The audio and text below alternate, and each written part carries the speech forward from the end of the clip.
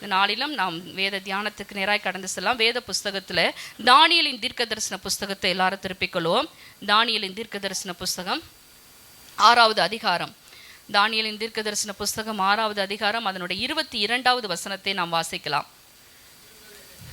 சிங்கங்கள் என்னை சேதப்படுத்தாதபடிக்கு தேவன் தம்முடைய தூதனை அனுப்பி அவைகளின் வாயை கட்டி போட்டார். அது ஏனென்றால் அவருக்கு முன்பாக நான் குற்றமற்றவனாய் காணப்பட்டேன், ராஜாவாகிய உமக்கு முன்பாகவும் நான் நீதிகேடு செய்தது இல்லை என்றான். நாம் எல்லாருக்கும் தெரிந்த ஒரு பகுதி தான் இந்த தானியேலுடைய புஸ்தகத்துல. இந்த பகுதி ரொம்ப ஃபெமிலியர், யாருக்கும் தெரியாத காரியம் அல்ல, தெரிந்த காரியம். இதுல தானியேல் ஒரு காரியத்தை ராஜாவாகிய தரிவிடத்துல சொல்லுகிறார். அவருக்கு முன்பாக நான் குற்றமற்றவனாய் காணப்பட்டேன். அதாவது தேவனாகிய கர்த்தருக்கு முன்பாக நான் குற்றமற்றவனாய் காணப்பட்டேன் என்று சொல்லி இங்கே தானியேல் சொல்லுகிறதை நம்ம பார்க்க முடிகிறது. நாம் கடைசி காலத்தில் வந்து நிற்கிறோம் என்பதை யாருமே மறந்து விடுவதற்கு நாம் சிறு பிள்ளைகள் கிடையாது. நாம் இருக்கிற காலம் கடைசி காலம். வேதத்தின் படியாய் கூட காலத்தை 3 காலங்களாக நம்ம பிரிக்க முடியும்.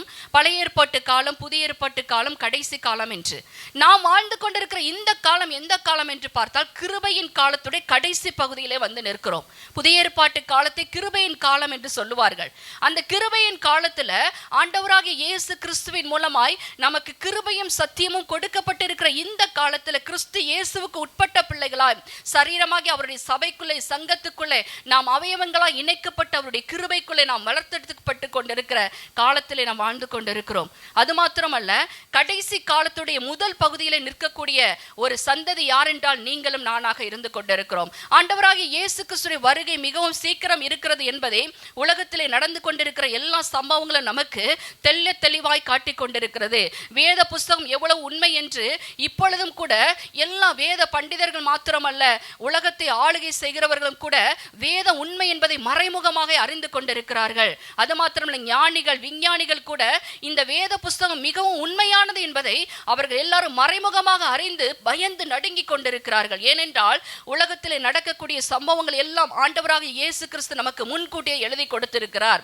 அது மாத்திரமல்ல, ஆண்டவராகிய இயேசு கிறிஸ்து தம்முடைய சபைக்காக வரப்போகிறார் என்பதையும் நம்முடைய காதுபட தேவன் பேசிக் கொண்டிருக்கிறார். அதற்கு நாம் ஆயத்தம் உள்ள பிள்ளைகளாய் ஒவ்வொரு நாளும் நாம் கர்த்தருக்கு முன்பாக விழிப்புள்ளவர்களாய் இருந்து அவருடைய வருகையிலே பங்கடைய கர்த்தராகிய ஆண்டவர் நம்மை சபையிலே வைத்து அவருடைய பரிசுத்த ஆவியானவரை கொண்டு நம்மை ஒவ்வொரு நாளும் புதுப்பித்து நம்மை மறுரூபமாக்கி கொண்டிருக்கிற காரியத்துல நம்மையும் கர்த்தர் நடத்தி கொண்டிருப்பதை நாம் மறந்துவிட முடியாது.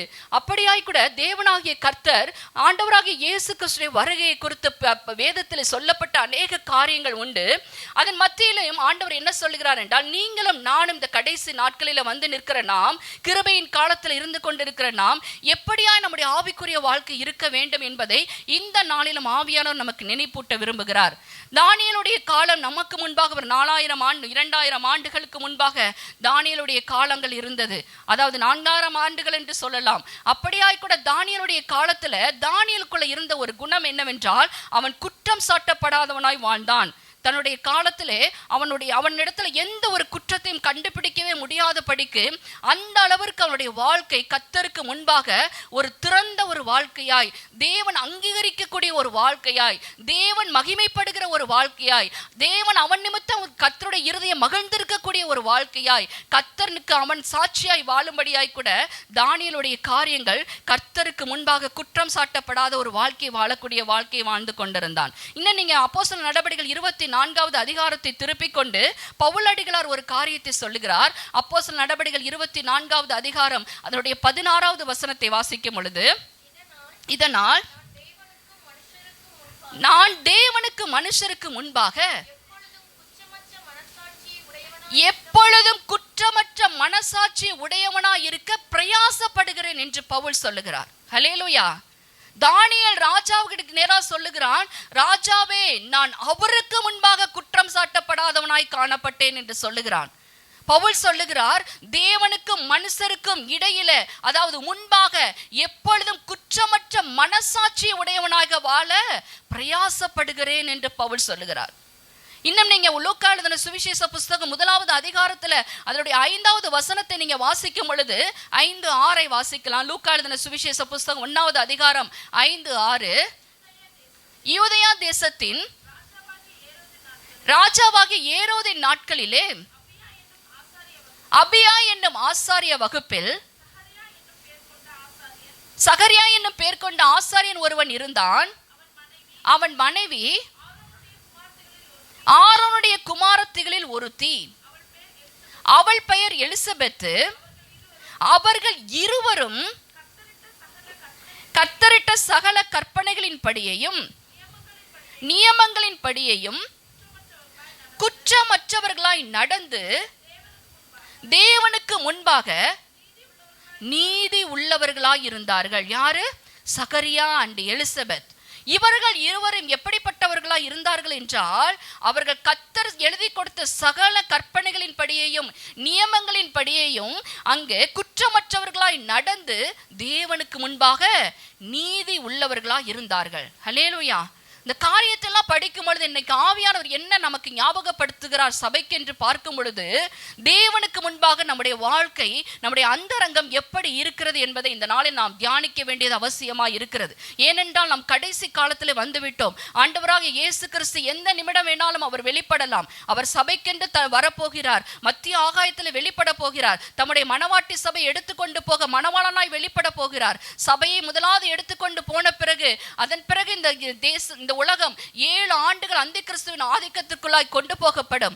அதை மனதிலே வைத்து இந்த அந்தி கிறிஸ்துவானவன் இந்த கடைசி நாட்களிலே தனக்கு கொஞ்ச காலம் உண்டு என்பதை அறிந்து அவன் மிக தீவிரமாய் அந்த 7 ஆண்டுகளுக்காக இப்பொழுதே அவன் ஒர்க் பண்ணி கொண்டிருக்கிறத நம்ம பார்க்க முடிகிறது. முழு உலகத்தை ஒரே ஆளுகைக்குள்ளே, ஒரே அரசாங்கம், ஒரே கவர்மெண்ட், ஒரே மதம், ஒரே பொருளாதாரம் என்று சொல்லி எல்லாவற்றையும் ஒரு ஆளுகைக்குள் கொண்டு வரும்படியாய் கூட அந்தி கிறிஸ்து தனக்கு கொடுக்கப்பட்டிருக்கிற கொஞ்ச காலத்துக்காக அவன் ஆயத்தமாக்கி கொண்டிருக்கிறான். அதற்கு முன்பாக ஆண்டவராக இயேசு கிறிஸ்து இந்த பூமியிலே கடந்து, அதாவது மத்திய ஆகாயத்தில் வெளிப்பட்டு தம்முடைய சபையை எடுத்துக்கொள்ள வேண்டும். அவருடைய வருகையிலே நீங்களும் நானும் பங்கடைய வேண்டும் என்றால் நமக்கு ஆயத்தம் மிக மிக முக்கியம். ஹல்லேலூயா. நம்முடைய ஆவிக்குரிய வாழ்க்கை மிக மிக முக்கியம். நம்முடைய பரிசுத்த வாழ்க்கை மிக மிக முக்கியம்.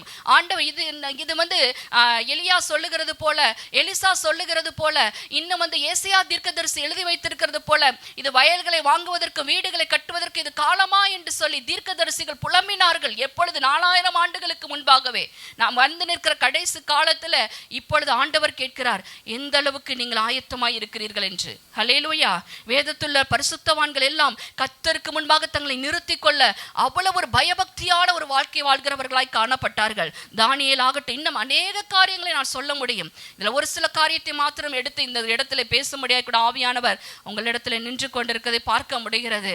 ஆண்டவர் சொல்லுகிறார், எலிசபெத் ஆகட்டும், சகரியாவாகட்டும், பவுலாகட்டும், இன்னும் நம்ம பார்த்த தானியேல் ஆகட்டும், இவர்கள் எல்லாரும் அவர்கள் கர்த்தருக்கு முன்பாக தங்களை குற்றமற்றவர்களாய் நிறுத்தி இருந்தார்கள். ஹல்லேலூயா. ஒரு நிமிடம் நாம் யோசிச்சு பார்க்க வேண்டும், நம்முடைய ஆவிக்குரிய வாழ்க்கை எப்படி தேவனுக்கு முன்பாக இருக்கிறது. 2 காரியம் உண்டு, அந்தரங்கம், வெளியரங்கம்.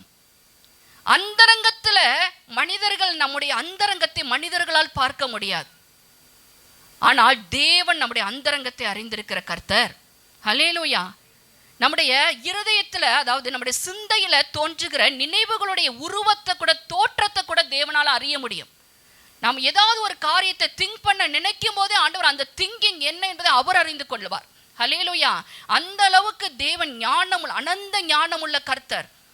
நம்முடைய இருதயத்தின் தோற்றத்தின் நினைவுகளை கூட அவரால் வகையறுக்க முடியும்.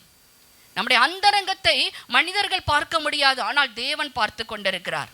நாம் ஆண்டவருக்கு முன்பாக எப்படி நின்று கொண்டிருக்கிறோம்? ஒரு சகரியாவை போல, ஒரு எலிசபெத்தை போல, ஒரு தானியேலை போல, ஒரு பவுலை போல நாமும் சொல்ல முடியுமா? நான் கர்த்தருக்கு முன்பாக குற்றமற்றவனாய் நிற்கிறேன், குற்றமற்றவனாய் நிற்க பிரயாசப்படுகிறேன், குற்றமற்றவராய் வாழ்ந்து கொண்டிருக்கிறேன் என்று சொல்ல முடியுமா? ஹல்லேலூயா. ஆண்டவர் இதை நம்ம இடத்துல கேட்கிறார். வேதத்துல பார்க்கும் பொழுது ஆண்டவராக இயேசு கிறிஸ்து இந்த பூமியில இருந்த நாட்களிலே மலை பிரசங்கம் என்கிற ஒரு நீண்ட பிரசங்கத்தை ஜனங்கள் மத்தியிலே 3 நாட்கள் அல்லும் பகலும் அவர் பிரசங்கித்ததை நம்ம பார்க்க முடிகிறது. அதுல ஒரு காரியத்தை அவர் சொல்லுகிறார். மத்தேயு எழுதின சுவிசேஷ புஸ்தகம் 7வது அதிகாரத்துல முதல் 1-2 வசனங்களை வாசிக்கலாம். நீங்கள் குற்றமற்றவர்கள் என்று குற்றவாளிகள் என்று தீர்க்கப்படாதபடிக்கு மற்றவர்களை குற்றவாளிகள் என்று தீர்க்காதிருங்கள், ஏனெனில் நீங்கள் மற்றவர்களை தீர்க்கிற தீர்ப்பின்படியே நீங்களும் தீர்க்கப்படுவீர்கள். நீங்கள் மற்றவர்களுக்கு அளக்கிற அளவின்படியே உங்களுக்கும் அளக்கப்படும். நீ உன் கண்ணில் இருக்கிற உத்திரத்தை உணராமல் உன் சகோதரன் கண்ணில் இருக்கிற துரும்பை பார்க்கிறது என்ன? இதோ உன் கண்ணில் உத்திரம் இருக்கையில் உன் சகோதரனை நோக்கி இது ஆண்டவராகிய இயேசு கிறிஸ்து சொன்ன வார்த்தைகள். ஹல்லேலூயா. மலை பிரசங்கத்துல நீங்க பார்க்கும் பொழுது ஒரு மனிதன், அதாவது கிறிஸ்துவ அறநெறிகள் என்று சொல்லுவார்கள், எத்திக்ஸ், கிறிஸ்டியன் எத்திக்ஸ் என்று சொல்லுவார்கள். நாம் கிறிஸ்துவ ஒழுக்க நெறிகளுக்குள்ள எப்படி வாழ வேண்டும் என்பதைத்தான் 3 அதிகாரத்துல ஆண்டவராகிய இயேசு கிறிஸ்து போதித்துக் கொண்டே வருகிறார். சாதாரண மனிதன் முதற்கொண்டு அங்க பரலோக ராஜ்யத்துக்குள்ள ஒரு மனிதன் பிரவேசிக்க வேண்டும் என்றால் அவனுடைய வாழ்க்கையில கடைபிடிக்க வேண்டிய ஒழுக்க நெறிகள் என்ன என்பதைத்தான் இந்த 3 அதிகாரங்களில் நம்ம வாசிக்கிறோம். அதுல ஒரு காரியத்தை ஆண்டவர் கொஞ்சம் கடினமாக இருந்தாலும் கூட ஆண்டவர் அது சொல்லுகிறார். என்ன சொல்லுகிறார் என்றால், நீ குற்றவாளிகள் என்று தீர்க்கப்படாதபடிக்கு மற்றவர்களை குற்றவாளிகள் என்று தீர்க்காதிருங்கள் என்று சொல்லுகிறார். ஹல்லேலூயா. இந்த நாள்ல நம்ம எப்படி தெரியுமா, நம்ம கிட்ட உள்ள இருக்கிற குறைகளை, கலைகளை நாம் பார்க்காதபடிக்கு நம்முடைய கண்கள் எப்போதுமே அடுத்தவர்களை நோக்கி பார்க்கிறதா இருக்கிறது. இல்லை பிரியமானவர்களை, ஆண்டவர் சொல்லுகிறார், முதலாவது நீ ஆயத்தப்படு, பின்பு உன்னோடு சேர்ந்த ஒரு கூட்டத்தாரை ஆயத்தப்படுத்து, அவர்களுக்கு நீ காவலாளியா இரு என்று சொல்லி எசேக்கியேல்ல நம்ம வாசிக்க முடிகிறது. முதலாவது நாம் ஆயத்தப்பட வேண்டும் என்றால் நம்முடைய இருதயம், நம்முடைய அந்தரங்கம் கர்த்தருக்கு முன்பாக எப்படியா இருக்கிறது என்பதை நாம் பார்க்க வேண்டும். இந்த இடத்துல 2 காரியத்தை பார்க்கிறோம், உத்திரம், துரும்பு என்று சொல்லி. அந்த உத்திரம் என்ன அப்படின்னு நீங்க பார்க்கும் பொழுது ஆங்கிலத்தில் பிளாங்க் என்று சொல்லுகிறார்கள். அதாவது பிளாங்க் அப்படி என்று பார்த்தீங்கன்னா ஒரு மரப்பலகை. அதே போல உத்திரம் அப்படின்னு சொல்லுகிறதற்கு அதுக்கு ஒரு வார்த்தை சொல்லுங்க, ஸ்பெக் என்று சொல்லுகிறார்கள். அதாவது டஸ்ட் என்று நாம் சொல்லலாம், தூசி என்று சொல்லலாம். ஒரு உத்திரம், அதாவது பீம், நம்ம கண்ணுக்குள்ள என்ன இருக்கா, ஒரு பெரிய பீமே இருக்கும் போது அதை உணராம மற்றவர்களுடைய கண்ணுல இருக்கிற நம்ம எதை பார்க்கிறோம், டஸ்ட்டை பார்க்கிறோம். உன் கண்ணில் டஸ்ட் இருக்குன்னு சொல்லி நம்ம ஈஸியா அவர்களை என்ன பண்ணிடுறோம், கையை நீட்டி விட. ஆனா நமக்குள்ள என்ன இருக்கிறது, ஒரு பெரிய உத்திரம் இருக்குப்பா, அதை நீ உணரலையேன்னு சொல்லி ஆண்டவர் ஒரு எக்ஸாம்பிளை சொல்லுகிறார். இந்த நாட்களிலே நம்மை சரிப்படுத்த வேண்டும் என்பது ஆண்டவருடைய மிகவும் பிரதான ஒரு வேலையா இருக்கிறது. முதலாவது நாம் தெரிந்து கொள்ள வேண்டும், நாம் செய்கிற ஊழியங்கள், ஆண்டவருக்காக நாம் எடுக்கிற பிரயாசங்கள் எல்லாம் சரியாகத்தான் இருக்கும். ஆனால் ஆண்டவர் முதலாவது நீங்களும் நானும் அவருக்கு மிகவும் முக்கியமானவர்களாய் இருக்கிறோம் என்பதை கருத்தில் வைத்து நம்மை சரிப்படுத்த, நம்மை அவருக்கு முன்பாக எப்பொழுது உத்தமமாய் நிறுத்திக் கொள்ள, எப்பொழுதும் அவருக்கு முன்பாக குற்றமற்றவர்களாய் நம்மை நிறுத்திக் கொள்ள கர்த்தர் நம்மை காட்டிலும் அவர் வாஞ்சை உள்ளவராய் இருக்கிறார். ஹல்லேலூயா. அவருக்கு முன்பாக நாம் எப்படி இருக்க வேண்டும், உத்தமர்களாய் நிற்க வேண்டும். அவருக்கு முன்பாக நாம் எப்படி இருக்க வேண்டும், குற்றமற்றவர்களாய் நிற்க வேண்டும், இன்னும் கபடற்றவர்களாய் நிற்க வேண்டும். பிலிப்பியருக்கு எழுதின நிருபத்தில் பவுல் பிலிப்பு சபைக்கு எழுதி கொடுக்கிறார். நீங்க எடுத்து வாசிக்கும் பொழுது பிலிப்பியர் 2வது அதிகாரத்தை திருப்பிக் கொள்ளுங்க. அதனுடைய 14வது வசனத்தை வாசிக்கலாம். நான் வீணாக ஓடினதும் வீணாக பிரயாசப்பட்டதும் இல்லை என்கிற மகிழ்ச்சி கிறிஸ்துவின் நாளில் எனக்கு உண்டாயிருப்பதற்கு ஜீவ வசனத்தை பிடித்துக் கொண்டு உலகத்திலே சுடர்களை போல பிரகாசிக்கிற நீங்கள், நல்ல கவனிங்க, கோணலும் மாறுபாடுமான சந்ததியின் நடுவிலே குற்றமற்றவர்களும் கபடற்றவர்களும் தேவனுடைய மாசற்ற பிள்ளைகளாய் இருக்கும்படிக்கு எல்லாவற்றையும் முறுமுறுப்பில்லாமலும் தர்க்கிப்பு இல்லாமலும் செய்யுங்கள் என்று சொல்லி பிலிப்பு சபைக்கு பவுல் எழுதி கொடுக்கிறார். ஹல்லேலூயா. கோணலும் மாறுபாடுமான சந்ததியின் மத்தியில் நீங்களும் நானும் வாழ்ந்து கொண்டிருக்கிறோம். இந்த சந்ததியின் மத்தியிலே ஆண்டவருடைய இரத்தத்தினாலே கழுவப்பட்ட ஆண்டவருடைய சபையாகி சங்கத்துக்குள்ளே வந்திருக்கிற நாம் எப்படி வாழ வேண்டும் என்றால், நாம் குற்றமற்றவர்களாய், கபடற்றவர்களாய், இன்னும் தேவனுடைய மாசற்ற பிள்ளைகளாய் நாம் இருக்க வேண்டும் என்பது மிகவும் அவசியம். ஹல்லேலூயா. யாருக்கெல்லாம் சத்தியம் ஒரு மாதிரி கடினமா இருக்கு, கரங்களை உயர்த்தி அல்லேலூயா சொல்லாமா? ஹல்லேலூயா, ஹல்லேலூயா. நாம் தெரிந்து கொள்ள வேண்டியது அவசியம். ஆமென். சில சத்தியங்கள் பகுதிகளை நாம் திருப்பி படிப்பதே கிடையாது. அதை நாம் ஸ்கிப் பண்ணி போய்விடுகிறோம். இது நமக்கு எழுதப்பட்டது அல்ல என்று சொல்லி. ஹல்லேலூயா. நாம் எல்லாவற்றையும் நாம் நிதானித்து பார்த்து நம்முடைய வாழ்க்கையை நாம் சரி செய்து கொள்ள வேண்டிய இடத்துல நாம் வந்து நிற்கிறோம். நான் சொன்னது போல கிருபையின் காலத்துடைய கடைசி நேரத்தில் நாம் வந்து நிற்கிறோம். ஆண்டவராக இயேசு கிறிஸ்து வெளிப்படும் பொழுது அங்கு கிருபையின் வாசல் அடைபட்டு போய்விடும். ஆமென். அதற்கு பிறகு நாம் கர்த்தாவே கர்த்தாவே என்று கத்தினாலும் அங்கு கதவு திறக்கப்பட மாட்டாது. எப்படி நோவாவை உள்ளே விட்டு தேவன் கதவை அடைத்தாரோ, நோவாவில் திறக்க முடியல, மீண்டும் கர்த்தர் தான் வந்து அதை திறந்தார். அதே போல கிருபையின் காலம் முடியும் பொழுது கர்த்தர் கிருபையின் வாசலை அடைத்து விடுவார். அதற்கு முன்பாக நாம் என்ன பண்ண வேண்டும்?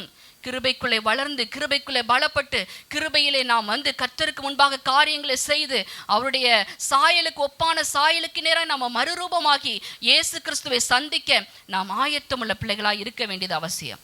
ஹல்லேலூயா. அதனால தான் ஆண்டவர் சொல்லுகிறார், நீங்கள் இந்த நாட்களில் கபடற்றவர்களாக இருக்க வேண்டும் என்று சொல்ல, பிளேம்லெஸ். இன்னும் பார்த்தீங்கன்னா அங்கே குற்றமற்றவர்களாக இருக்க வேண்டும் என்று சொல்லுகிறார். இன்னும் பார்த்தீங்கன்னா நம்ம கபடற்றவர்களாக இருக்கணும், இன்னசென்ட் பீப்புளாக இருக்கணுமா. இந்த தானியேலில் நம்ம வாசிக்கும் பொழுது அங்கே தானியேல் சொல்லுகிறார், ராஜாவே நான் அவர் கர்த்தருக்கு முன்பாக நான் குற்றமற்றவனாய் காணப்பட்டேன் என்று அவன் சொல்லுகிறார். இங்கிலீஷில் அதற்கு I was found Innocent before him என்று சொல்லுகிறார். இன்னசென்ட், நான் தேவனுக்கு முன்பாக கபடற்றவன் என்று சொல்லுகிறான். நான் தேவனுக்கு முன்பாக உண்மை உள்ளவனாய் நிற்கிறேன், தேவனுக்கு முன்பாக நான் குற்றமற்றவனாய் நிற்கிறேன். எப்படி சிங்கத்தின் வாயிலிருந்து என்னை காப்பாற்ற தேவனால் முடிந்தது என்றால் அவருக்கு முன்பாக நான் குற்றமற்றவன். ஹல்லேலூயா. அதைத்தான் அங்கு தானியேல் சொல்ல வருகிறார். இந்த நாளிலே கர்த்தர், நான் ஏற்கனவே சொன்னது போல நாம் கடைசி காலங்களே வந்துவிட்டோம். 1925 ஆண்டில் நீங்கள் பார்த்தீங்கன்னா ஸ்பானிஷ் ஃப்ளூ என்று சொல்லி ஒரு பெரிய நம்ம இந்த கொள்ளை நோய் ஒன்று உலகத்தில் அந்த ஒரு பகுதியிலே மிகப்பெரிய ஒரு சேதத்தை ஏற்படுத்தி அநேக ஜனங்கள் உயிரிழந்தார்கள். ஆனால் அந்த ஃப்ளூ பார்த்தீங்கன்னா இன்னும் பார்த்தீங்கன்னா அநேக கொள்ளை நோய்கள் நம்ம வந்ததை பார்க்க முடியும். நம்முடைய சரித்திரங்களை எடுத்து பார்க்கும்போது நமக்கு பிறக்கவே இல்லை அப்பெல்லாம் பார்க்கும் பொழுது பார்த்தீங்கன்னா நிறைய பிளேக் வியாதி, இன்னும் அம்மை, தட்டம்மை என்று சொல்லி இன்னும் காலரா அப்படிலாம் சொல்லிட்டு பெரிய பெரிய கொள்ளை நோய்களில் பார்த்தீங்கன்னா ஒரு சில கூட்டங்கள் மாத்திரம் அங்கே மறிக்கப்பட்டார்கள். ஆனால் 2019 COVID-19 சைனாவில் இருக்கிற ஊகான் மாகாணத்தில் தொடங்கப்பட்ட அந்த COVID-19 அப்படிங்கிற அந்த கொள்ளை நோய் பார்த்தீங்கன்னா முழு உலகத்தையும் ஸ்தம்பித்து, முழு உலகத்தையும் அது என்ன பண்ணது? ஜனங்களை அது பரவக்கூடியதாய், ஜனங்களை கொள்ளையாய் அங்கே மறிக்கும்படியாய் கூட அந்த கொள்ளை நோய் ஒரு பெரிய தாக்கத்தை ஏற்படுத்தினதை உலகத்தில் நம்மால் மறந்து போகவே முடியாது. நாம் எல்லாரும் அதற்குள்ளே இருந்தோம். ஹல்லேலூயா. ஆனாலும் கர்த்தர் நம்மை மீந்திருக்க செய்திருக்கிறார். ஹல்லேலூயா. அந்த கொரோனா என்கிற வியாதியிலிருந்து நம்மை விடுதலையாக்கி கர்த்தர் இன்றும் ஜீவனோடு அவருடைய சமூகத்தில் நம்ம வைத்திருக்கிறார். நாம் எந்த அளவுக்கு தேவனுக்கு நன்றி உள்ள பிள்ளைகளாக இருக்கிறோம். ஆமென். எவ்வளவோ உலகத்தில் நடந்து கொண்டு இருக்கிறது. காலையில எழுந்து வெளியே போயிட்டு வீட்டுக்கு வருவது நிச்சயம் இல்லை. ஆனாலும் கர்த்தருடைய கிருபை, நாம் நிர்மூலமாகாமல் இருப்பது அவருடைய கிருபை. காலைதோறும் அந்த கிருபைக்குள்ள யாரெல்லாம் போகிறோமோ அவர்களை கர்த்தர் நம்முடைய பாதம் கல்லில் இடராது படிக்கு கரங்களில ஏந்தி கொண்டு போகிற தூதர்களை நமக்கு கொடுத்து நம்மை நடத்தி வருகிறார். ஹல்லேலூயா. அவ்வளவாய் நம்ம மேல கண்ணும் கருத்துமாய் இருந்து தேவன் நடத்தி கொண்டிருக்கிறார். இன்னும் நீங்க மத்தேயு 24வது அதிகாரம், இன்னும் லூக்கா எழுதின சுவிசேஷ புஸ்தகம், மார்க் 13வது அதிகாரம், லூக்கா 21வது அதிகாரம், இதெல்லாம் நீங்க எடுத்து வாசித்து பார்த்தீர்கள் என்றால் கடைசி நாட்களில் என்ன சம்பவிக்கும் என்று ஆண்டவர் எழுதி வைத்தாரோ அது எல்லாம் நடந்தேறி கொண்டிருக்கிற காலத்தில் நாம் வந்திருக்கிறோம். வேதத்தில் சொல்லப்பட்ட அநேக தீர்க்க தரிசனங்கள் எல்லாம் நிறைவேறி கொண்டிருக்கிற காலத்தில் நாம் வந்திருக்கிறோம். கிட்டத்தட்ட 80% தீர்க்க தரிசனம் நிறைவேறிவிட்டது. ஹல்லேலூயா. இன்னும் கடைசியில இருக்கிற 20% தீர்க்க தரிசனத்துக்குள்ள நிறைவேற வேண்டிய காரியத்துல உங்களையும் என்னையும் வைத்திருக்கிறார். ஆண்டவர் சொல்ல ஆரம்பிச்சா, பூமி அதிர்ச்சிகள் ஆங்காங்கே ஏற்படும், இன்னும் கொள்ளை நோய்கள் உண்டாகும், பஞ்சங்கள் உண்டாகும், இன்னும் ராஜ்யத்துக்கு விரோதமாய் ராஜ்யம், ஜனத்துக்கு விரோதமாய் ஜனம், யுத்தங்களை கேள்விப்படுவீர்கள் என்றெல்லாம் சொன்னார். சொல்லிவிட்டு ஒரு காரியத்தை ஆண்டவர் சொல்லுவாரு. நீங்க எடுங்க, லூக்கா எழுதின சுவிசேஷ புஸ்தகத்தை திருப்பிக் கொள்ளுங்க. லூக்கா எழுதின சுவிசேஷ புஸ்தகத்துல ஒரு காரியத்தை சொல்லுவார். 21வது அதிகாரம் 16வது வசனத்தை வாசிங்க. பெற்றாராலும் சகோதரராலும் பந்து ஜனங்களாலும் சிநேகிதராலும் ஹல்லேலூயா என்ன செய்யப்படுவோமா? காட்டி கொடுக்கப்படுவோம் என்று ஆண்டவர் எழுதி வைத்திருக்கிறார். இது எப்ப நடக்கும் சிஸ்டர்? இதுவும் சொல்ல முடியாது. இன்னைக்கே நடக்கலாம், நாளைக்கே நடக்கலாம், நடந்து கொண்டே இருக்கலாம். ஹல்லேலூயா. பிள்ளைகள் பெற்றோர்களை காட்டி கொடுப்பார்கள், பெற்றோர்கள் பிள்ளைகளை காட்டி கொடுப்பார்கள், சகோதரர்கள் சகோதரிகளை காட்டி கொடுப்பார்கள். ஏன் நம்மோடு கூட இருந்து நம்மோடு பந்தியில் ஒன்றாய் உட்கார்ந்து சாப்பிட்ட நம்முடைய நண்பர்களும் சில நேரங்களை நம்மை காட்டி கொடுப்பார்கள். ஹல்லேலூயா. அன்பு தணிந்து போகக்கூடிய காலத்துல நாம் வந்து நிற்கிறோம். அநேகருடைய அன்பு தணிந்து போகும் என்று ஆண்டவர் பேச ஆரம்பித்தார். கூடுமானால் தெரிந்து கொள்ளப்பட்டவர்களை வஞ்சிக்கப்படுவதற்கு ஏதுவான காரியங்கள் நடக்கும் என்று சொல்லி ஆண்டவர் சொல்ல ஆரம்பித்தார். ஜாக்கிரதையாயிருங்கள், ஆயத்தமாயிருங்கள், விழிப்பாயிருங்கள், எச்சரிக்கையாயிருங்கள் என்று சொல்லி ஆண்டவர் சொல்ல ஆரம்பித்தார். இதெல்லாம் கேட்டு நாம் எப்படி இருந்து கொண்டிருக்கிறோம் இந்த நாட்களிலே? நம்முடைய ஆவிக்குரிய வாழ்க்கையில ஏதாவது ஒரு மறுமலர்ச்சி உண்டாயிருக்கிறதா? தேவனுக்கு முன்பாக நான் ஏற்கனவே சொன்னது போல அந்தரங்கத்தில் பார்க்கிற பிதா நம்முடைய இருதயத்தை எப்படி பார்க்கிறார்? உண்மை உள்ள இருதயமாய் பார்க்கிறாரா? உத்தமமுள்ள இருதயமாய் பார்க்கிறாரா? கள்ளம் கபடற்ற இருதயமாய் பார்க்கிறாரா? ஹல்லேலூயா. உங்களுக்கு தான் உங்க இருதயத்தை பற்றி தெரியும், எனக்கு தெரியாது, ஆனால் தேவனுக்கு தெரியும். ஹல்லேலூயா. நம்முடைய இருதயம் கர்த்தருக்கு முன்பாக குற்றமற்றதாய் உத்தமமாய் இருக்க வேண்டியது அவசியம்.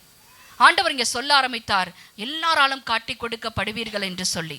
அப்படிப்பட்ட கொடிய காலத்துக்குள்ள நாம் வந்திருக்கிறோம். பிள்ளைகளுக்கு நாம் ஒரு காரியத்தை செய்யவில்லை என்றால் பிள்ளைகளே போய் போலீஸ்ல என்ன பண்றாங்க, எங்க அப்பா அம்மா இப்படி சொல்லிட்டு கம்ப்ளைண்ட் பண்ணி ஜெயில கொண்டு போய் பிடித்து போடுகிற காலத்துல இருக்கிறோம். பிள்ளை சரியில்லை என்று தகப்பன் தாய் கல்லை எடுத்து போட்டு பிள்ளையை கொன்று போடுகிற காலத்தில் இருந்து கொண்டிருக்கிறோம். ஹல்லேலூயா. எவ்வளவு ஒரு கொடிய ஒரு காலத்தில் நாம் வாழ்ந்து கொண்டிருக்கிறோம் என்பதை நாம் தெரிந்து கொள்ள வேண்டியது அவசியம்.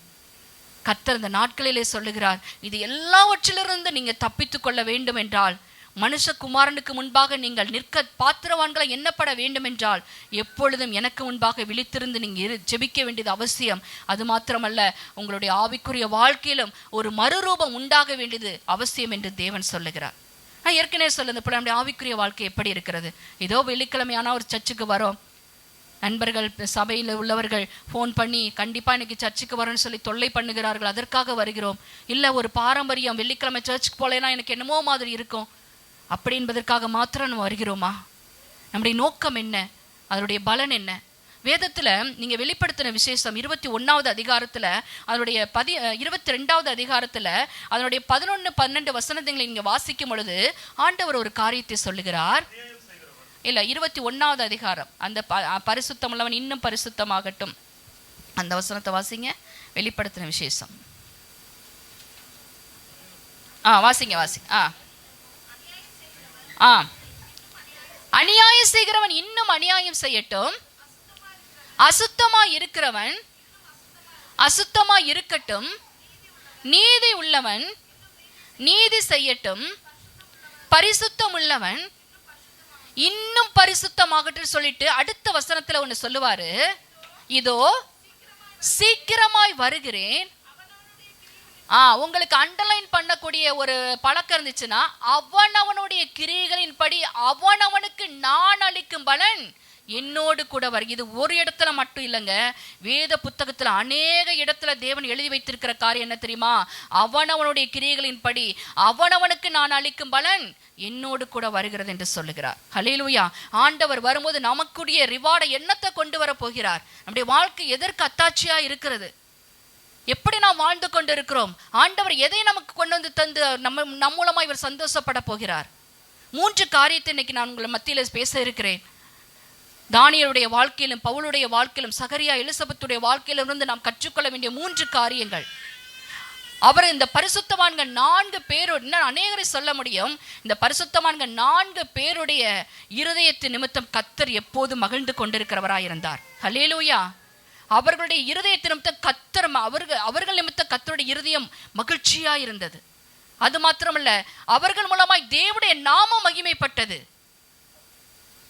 அவர்கள் கர்த்தருக்கு சாட்சிகளாய் வாழ்ந்து முடிவு பரியந்தம் கர்த்தருக்குள்ளே நிலைத்திருந்து இளைப்பாறுதலுக்குள்ளே பிரவேசிக்கிறவர்களாய் காணப்பட்டார்கள். இந்த 3 காரியம் இன்று சபைகளுக்கு மிக மிக முக்கியம். ஹல்லேலூயா. நம்முடைய இருதயம், கர்த்தருடைய இருதயம் நம் நிமித்தம் மகிழ்ந்திருக்க வேண்டும். 2வதாக பார்க்கும் பொழுது தேவனுடைய நாமம் நம் மூலமாய் மகிமைப்பட வேண்டும். 3வது, அவருக்கு சாட்சிகளாய் இந்த பூமியிலே வாழ்ந்து அவருடைய சித்தத்தை திட்டத்தை நம்மை படைக்கும் பொழுதே நம்மை குறித்து எழுதி வைத்திருந்த நோக்கத்தை நிறைவேற்றி அவருடைய இளைப்பாறுதலுக்குள்ளே பிரவேசிக்கிற பிள்ளைகளாக நாம் இருக்க வேண்டும். ஹல்லேலூயா. யாரெல்லாம் ஆசைப்படுறீங்க ஆண்டவருடைய வருகையில நானும் பங்கடைய வேண்டும் என்று? ஒரு கரங்களை உயர்த்தி அல்லேலூயா சொல்லாமா? அல்லேலூயா. எல்லாரும் போயிடலாம். ஏன்னா அதன் பிறகு இருக்கக்கூடிய ஒரு காலம் மிகவும் கொடிய ஒரு காலம், அது அந்த கிறிஸ்துவின் காலம். நான் சொன்னேன், இப்பொழுது நாம் வாழ்ந்து கொண்டிருக்கிறது புதிய ஏற்பாட்டின் கிருபையின் காலத்தில் இருக்கிறோம். கடைசி காலத்தின் வாசல்ல வந்து நிற்கிறோம். இந்த காலத்திலே கர்த்தர் நமக்கு அநேக கிருபைகளை பாராட்டி கொண்டிருக்கிறார், அநேக இரக்கம் பாராட்டி கொண்டிருக்கிறார், நமக்கு அவர் தயவு பாராட்டி கொண்டிருக்கிறார். ஒவ்வொரு நாளும் நம்மை பாதுகாக்கிற உலகத்தில் எவ்வளவோ அசம்பாவிதங்கள் நடந்து கொண்டிருக்கிறது. நமக்கு நியூஸ் பேப்பர்ல பார்க்கிறோம், செய்திகளிலே பார்க்கிறோம். எங்க பார்த்தாலும் வெள்ளம், எங்க பார்த்தாலும் அங்க பாத்தீங்கன்னா என்ன சொல்றது, குளிரடிக்க வேண்டிய ஊர்ல எல்லாம் வெயில் அடிக்குது. கனடா தேசத்துல என் மகள் சொல்லுகிறாள், அம்மா கத்தார்ல எப்படி வெயில் அடிக்குது அதே போல இங்க வெயில் அடிக்குது என்று. ஹல்லேலூயா. கிளைமேட் சேஞ்சஸ் நிமித்தம் எல்லாம் மாறிக்கொண்டிருக்கிறது நம்ம பார்க்க முடிகிறது. இன்னும் வந்து பாத்தீங்கன்னா பனிகள் எல்லாம் உருகி ஓடிக்கொண்டிருக்கிறது. அங்கங்கே லாவா என்று சொல்லுகிற பாறையிலே குழம்புகள் வெடித்து அங்க ஓடிக்கொண்டிருக்கிறது. இதெல்லாம் நமக்கு தெரிய மாட்டேங்குது. நமக்கு என்ன, காலையில எந்திரிக்கிறோம், வேலைக்கு போறோம், வரோம், டிவி பார்க்குறோம், யூடியூப் பார்க்குறோம், இன்ஸ்டாகிராம் பார்க்குறோம், வாட்ஸ்அப் பார்க்குறோம், சாப்பிட்றோம், தூங்குறோம், திரும்ப வேலைக்கு போறோம். இப்படியே ஒரு ரொட்டீன் லைஃப் வாழ்ந்து வாழ்ந்து நம்மளை என்ன பண்ணிட்டோம், தேவன் கொடுத்த நாட்களையும் தேவன் கொடுத்த சமயங்களையும் நாம் கழித்து வேஸ்ட் ஆகிவிட்டோம். ஹல்லேலூயா. நான் ஒரு ஜெபத்தை வைக்கிறேன் தேவனுடைய சமூகத்தில். ஆண்டவரே, இந்த இன்ஸ்டாகிராம் ஒளிவதாக இயேசுவின் நாமத்துல, இந்த ட்விட்டர் ஒளிவதாக இயேசுவின் நாமத்துல. ஹல்லேலூயா. இந்த இந்த ஃபேஸ்புக் ஒளிவதாக இயேசுவின் நாமத்துல, யூடியூப் ஒளிவதாக இயேசுவின் நாமத்துல, மொபைலே ஒளிவதாக இயேசுவின் நாமத்துல. ஹல்லேலூயா. நானே பாடுறேங்கிறாங்க. ஹல்லேலூயா. அதுதான் சொல்றேன், எனக்கும் சேர்த்து தான் சொல்றேன். நம்முடைய நேரங்களை கொள்ளையாடுகிற ஒரு காரியமாய் சத்துரு வஞ்சகமாய் நம்மை பிடிக்கிறான். நம்முடைய கண்களை பிடிக்கிறான், நம்முடைய இருதயத்தை பிடிக்கிறான், நாம் சுயமாய் சிந்திக்க முடியாதபடிக்கு நம்முடைய சிந்தைகளை பிடிக்கிறான். நாம் மறந்துவிடக்கூடாது. ஹல்லேலூயா. இந்த நாட்களில் எல்லாம் ஒழிய வேண்டும். ஒரு 15 ஆண்டுகளுக்கு முன்பாக இருந்த அந்த பட்டன் ஃபோன் இருந்தா போதும். எங்கேயாவது ஒரு மூலையில ஃபோன் இருக்கும், ஃபோன் அடிச்சா மட்டும் போய் எடுத்து என்ன பண்ணுவோம், பேசுவோம். இப்ப எப்படி இருக்கு, காலையில எந்திரிச்சு செல்ல காணா நமக்கு இருதயம் துடிக்க மாற, ஐயோ செல்ல காணு, அது சார்ஜ் வேற இல்லையே, எங்க கிடக்குன்னு தெரியாதே, ஃபோன் அடிச்சு கூட தேட முடியாதே, செல்ல பேட்டரி டவுன் ஆயிட்டே. ஹல்லேலூயா. எப்படி துடிக்குது நமக்கு ஒரு செல்லு மிஸ் ஆனா ஏதோ உலகமே கவர்ந்து போயிட்ட மாதிரி. ஐயோ செல்லுக்குள்ளதான் எல்லா டீட்டெயிலும் இருக்கு. ஆமா, செல்லுக்குள்ளதான் என்ன இருக்கு. நீங்க உங்களுக்கு ஒரு காரியத்தை சொல்லித்தரேன். எனக்கு ஒரு தம்பி தெரியும், அவன்கிட்ட வந்து நம்பர் கேட்டேன் ஒரு தடவை. அக்கா இருங்க அப்படின்னு. என்ன தம்பி, இப்போ ஃபோனில் தானே இருக்கேன், அப்படியே எனக்கு ஃபார்வர்ட் பண்ணி விடு அப்படின்னு. அக்கா எனக்கு ஒரு பழக்கம், நான் ஃபோனில் எந்த நம்பரையும் சேவ் பண்ண மாட்டேன். ஏன் தம்பின்னு கேட்டேன். ஃபோன் தொலைஞ்சிட்டா நம்பர்லாம் போயிருமே, அதனால் நோட்டில் தான் எழுதி வைப்பேன் நம்பர், நான் ரூமுக்கு போயிட்டு உங்களுக்கு நான் டைப் பண்ணி அனுப்புறேன்னு சொன்னான். ஹல்லேலூயா. ராம்குமார். அப்படியாய் கூட கர்த்தர் என்ன பண்ணுவார், நம்முடைய காரியங்களை எல்லாம் அவர் கவனிக்கிற தேவன். ஆமென். நாம் எதுல நேரங்களை செலவிடுகிறோம், நம்முடைய வாழ்க்கை எப்படி இருக்கிறது என்று நாம் சிந்திக்க வேண்டும். ஆமென். ஒரு மணி நேரமாவது நாம் தேவ சமூகத்தில் அமர்ந்து ஜெபிக்கிற பிள்ளைகளாக இருக்கிறோமா? நாம் வேதத்தை தியானித்து அதனுடைய காரியத்துக்கு நாம் கீழ்ப்படிந்து நம்முடைய வாழ்க்கையை அப்படியாய் மாற்றிக்கொள்ள நம்ம பிரயாசப்படுகிறோமா? இந்த நாட்களை சிந்திக்க வேண்டும். இவ்வளோ நம்மளை ஒரு சொஃபிஸ்டிகேட்டடாக ஆண்டவர் வச்சிருக்கிறார். உலகத்தில் நடக்கிறதெல்லாம் பார்க்கும்பொழுது நம்ம எவ்வளோ நன்றி சொன்னாலும், ஆண்டவருக்கு நன்றி சொன்னாலும் போதாது. இருக்கிறதற்கு ஆண்டவர் கொடுத்ததுக்கு நீங்க நன்றி சொல்ல பழகுங்க. இல்லாதவைகளுக்காக கடந்து அலக்களிக்காதீங்க. ஆமென். ஐயோ அது இல்லையே, இது இல்லையே, இப்படி இல்லையே, அப்படி இல்லையே, எப்ப பார்த்தாலும் அதையே நினைச்சு கவலைப்பட்டு கலங்கி அழுது வேதனைப்பட்டு இருக்கிறவங்களே சந்தோஷப்பட விடாம நம்மளும் மகிழ்ச்சியா இல்லாம நம்ம கூட இருக்கிறவங்களையும் கஷ்டப்படுத்திக்கிட்டு துன்பப்படுத்திக்கிட்டு எப்ப பார்த்தாலும் கண்ணீர் வடிச்சுக்கிட்டு மூக்க விழிஞ்சுக்கிட்டு நாம் இந்த நாள் மாற வேண்டும். இதெல்லாம் இந்த நாட்களிலே. ஹல்லேலூயா. நாம் எப்பொழுதும் மற்றவர்களுக்கு எப்படி இருக்க வேண்டும், சந்தோஷத்தை கொடுக்கிற பிள்ளைகளாக இருக்க வேண்டும். நான் என்னுடைய வாழ்க்கையில் கற்றுக்கொண்ட காரியம் அது. ஒரு காலத்தில் நான் மற்றவர்களை வேதனைப்படுத்தினவள், மற்றவர்கள் எப்பொழுதுமே கஷ்டப்பட வேண்டும் என்று நினைத்தவள். ஆனால் இப்பொழுதெல்லாம் எனக்குள்ள ஒரு பயம் வந்து கவ்விக்கொள்ளும். ஆண்டவரை, நான் எப்போது மற்றவர்களை மகிழ்ச்சியாய் வைத்துக்கொள்ள எனக்கு உதவி செய்யுங்க ஆண்டவரை. என் நிமித்தம் யார் இடர்ல அடையக்கூடாது ஆண்டவரே, என் நிமித்தம் யார் கஷ்டப்படக்கூடாது ஆண்டவரே, என் நிமித்தம் யார் சங்கடப்படக்கூடாது ஆண்டவரே, என் நிமித்தம் யார் நட்டப்பட்டு போகக்கூடாது ஆண்டவரே. அது என்னுடைய ஜெபம். ஆமென்.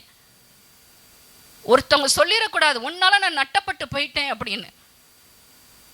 அப்படி நம் வாழ்க்கையை நாம் காத்துக்கொள்ளுகிற பிள்ளைகளாக இருக்க வேண்டும். இந்த நாட்களிலே ஆண்டவர் இதெல்லாம் விரும்புகிறார். இப்படிப்பட்டவன் தான் சொல்ல முடியும், நான் தேவனுக்கு முன்பாக குற்றமற்றவன். பவுல் சொல்லுகிறார், அவர் பிரயாசப்படுகிறாராம். நான் தேவனுக்கு மனுஷருக்கு முன்பாக குற்றமற்றவனாய் வாழ நான் பிரயாசப்படுகிறேன். அல்லேலூயா. நம்மளை யாரெல்லாம் குற்றப்படுத்துறாங்க? ஒரு கூட்டம் இருப்பாங்க இல்லையா, நம்மளை குற்றப்படுத்துவதற்கென்று ஒரு கூட்டம் இருக்கு. ஆண்டவராகிய இயேசு கிறிஸ்து இந்த பூமியில ஊழியம் செய்த நாட்களில அவரை சுற்றிலும் எப்பொழுதும் பரிசேயர்களுடைய சதுசேயருடைய கூட்டங்கள் இருக்கும். ஆண்டவர் எதிலனா குற்றம் கண்டுபிடிக்கலாம் என்று சொல்லி சுத்தி சுத்தி வருவாங்க. நம்மையும் அப்படித்தான். ஒண்ணு நல்லா புரிஞ்சுக்கங்க, நம்ம மற்றவங்க வேதனைப்படுத்தலாம், நம்மளை காயப்படுத்தலாம், நம்மளை நாம் எதையாவது இழந்து போகக்கூடிய காரியத்தை கூட நம்ம வாழ்க்கையில செய்யலாம். ஆனா நம்ம மற்றவர்களுக்கு எப்படி இருக்கக்கூடாது தெரியுமா? நம் நிமித்தம் யாரும் வேதனைப்படக்கூடாது. ஹல்லேலூயா. நம் நிமித்தம் யாரும் துன்பப்படக்கூடாது. அதெல்லாம் தெரிந்து கொள்ள வேண்டும். ஆண்டவரே, என் நிமித்தம் யாருமே சங்கடப்படவே கூடாது ஆண்டவரே. இப்போ இந்த ஸ்டேட்டஸ்னு ஒரு காரியத்தை வச்சுட்டு மற்றவங்களை வேதனைப்படுத்துறதுக்கு அதில் ஒரு காரியத்தை போட்டு நம்ம இவங்க பார்த்துட்டாங்களா, இது நல்லா உரைச்சிருக்கு அவங்களுக்கு, ஏன் அப்படிலாம் நமக்குள்ள இருதயம் போகிறது? இதெல்லாம் தவறான எண்ணங்கள். நமக்குள்ள மன்னிக்கிற சுவாபங்கள் வர வேண்டும். அவங்க நம்மளை வேதனைப்படுத்திட்டு காயப்படுத்த, நம்மளை குத்தட்டு, நம்மளை கொலை செய்யட்டும். ஆனால் நாம் மற்றவர்களை வேதனைப்படுத்தக்கூடாது, காயப்படுத்தக்கூடாது, குற்றப்படுத்தக்கூடாது. நாம் மற்றவர்களை வார்த்தையினாலே கொலை செய்யக்கூடாது. அல்லேலூயா. இதெல்லா காரியத்திலையும் நாம் தேவனுக்கு முன்பாக நம்முடைய அந்தரங்கம் வெளிப்படும். நம்முடைய இருதயம் தான் நம்ம இருதயத்தின் நிறைவினால் வாய் பேசும் என்று வேதம் சொல்லுகிறது. நம் இருதயம் எப்படியோ அப்படிதான் நம்முடைய நடக்கைகள், நம்முடைய இருதயம் எப்படியோ அப்படிதான் நம்முடைய செய்கைகள், நம்முடைய இருதயம் எப்படி அப்படிதான் நம்முடைய வாயின் பேச்சுகள். இதெல்லாம் இந்த நாட்களிலே மாற வேண்டும். தானியேலுடைய காரியத்தை நீங்க திருப்பிக் கொள்ளுங்க. எப்படிப்பட்ட ஒரு மனிதனாய் தானியேல் இருந்திருக்கிறான் என்று நாம் பார்க்க முடியும். அநேக காரியங்கள் தானியேல்கிட்ட நாம் கற்றுக்கொள்ள முடியும், பவுலிடத்திலே கற்றுக்கொள்ள முடியும், சகரியா எலிசபெத்திட்ட கற்றுக்கொள்ள முடியும். தானியேலை பார்த்தீர்கள் என்றால், தானியேலுடைய தீர்க்கதரிசன புஸ்தகம் 1வது அதிகாரத்தை நீங்க திருப்பிக் கொண்டீர்கள் என்றால், அங்கு தாவீதை குறித்து சொல்லப்பட்ட காரியங்கள் தானியேல் 1வது அதிகாரம் அதனுடைய 3வது வசனத்தை முதலாவது வாசிக்கலாம். கொஞ்சம் சீக்கிரமா வாசி. அப்பொழுது இஸ்ரவேல் புத்திரருக்குள்ளே ராஜ குலத்தாரிலும் துறை மக்களிலும் யாதொரு மாசும் இல்லாதவர்களும் அழகானவர்களும் சகல ஞானத்திலும் தேறினவர்களும் அறிவில் சிறந்தவர்களும் கல்வியில் நிபுணரும் ராஜாவின் அரண்மனையிலே சேவிக்க திறமை உள்ளவர்களாகிய சில வாலிபரை கொண்டு வரவும். ஹல்லேலூயா. இது நீங்க பாத்தீங்கன்னா, நான் ஏற்கனவே போன மாதத்துல நான் கொடுத்த மெசேஜ்ல சிறையிருப்புக்குள்ள போனவர்கள்ல தானியேலும் எசேக்கியேல் தீர்க்கதரிசியும் அடங்குவார்கள். அவர்கள் சிறையிருப்பின் காலத்திலே வாழ்ந்தார்கள், சிறையிருப்புக்குள்ளே கொண்டு போகப்பட்டார்கள். இந்த தானியேலுக்கு கிட்டத்தட்ட ஒரு 13 வயது தான் இருக்கும். தானியேல் பார்த்தீங்கன்னா அவனுடைய குணங்கள், அவன் எப்படிப்பட்டவன்னா, அவனுடைய காரியங்கள் தான் இப்ப நம்ம வாசிச்சோம். அவன் ராஜ குலத்தை சேர்ந்தவன், துறை மக்கள். அது மாத்திரம் எந்த ஒரு நோ பிளமிஸ் என்று சொல்லக்கூடிய எந்த ஒரு மாசும் இல்லாதவன், அழகானவன், சகல ஞானத்தில் தேறினவன், அறிவில் சிறந்தவன், கல்வியில் நிபுணர், ராஜாவின் அரண்மனையை சேவிக்க திறமையுள்ள ஒரு வாலிபன். எத்தனை வயசுங்க? 13 வயது. ராஜா நேபுகாத்நேச்சார் சொல்லி இருந்தாரு, நீ இஸ்ரவேல் தேசத்துக்கு, யூதா தேசத்துக்கு போய் இப்படிப்பட்ட வாலிப பிள்ளைகளை எல்லாம் நீ கொண்டு வா கல்தேயர் பட்டணத்துக்கு என்று சொல்லி ஒரு கட்டளை நியமித்திருந்தான். அதுல வந்த பிள்ளைகள் தான் சாத்ராக், மேஷாக், ஆபேத்நேகு, தானியேல் என்கிற இந்த 4 புருஷர்கள். அவர்கள் எல்லாருக்குள்ளும் எப்படிப்பட்ட குணங்கள் இருந்தது?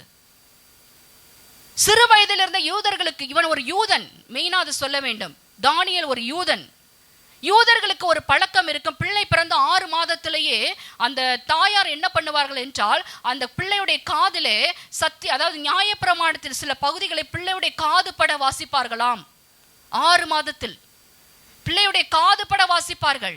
பிள்ளைக்கு 3 வயது 4 வயது ஆன பொழுது அந்த பிள்ளையை தகப்பன் டேக் ஓவர் பண்ண வேண்டும்.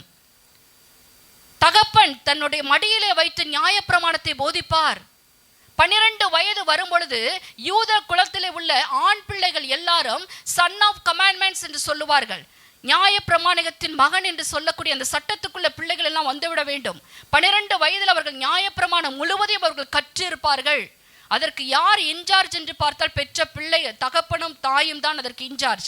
அது மாத்திரமல்ல, ஒரு காலகட்டம் வரும்போது ஒரு 10 வயது, ஒரு 7 வயது, 8 வயது வரும்போது அவர்கள் ஆலயத்தில் கொண்டு போய் விடுவார்கள். இப்பொழுது நமக்கு சண்டே ஸ்கூல் நடக்கிற பொழுது போல அங்கு வேத பாரகர்கள் அந்த பிள்ளைகளுக்கு சில பாடங்களையும் கற்றுக் கொடுப்பார்கள்.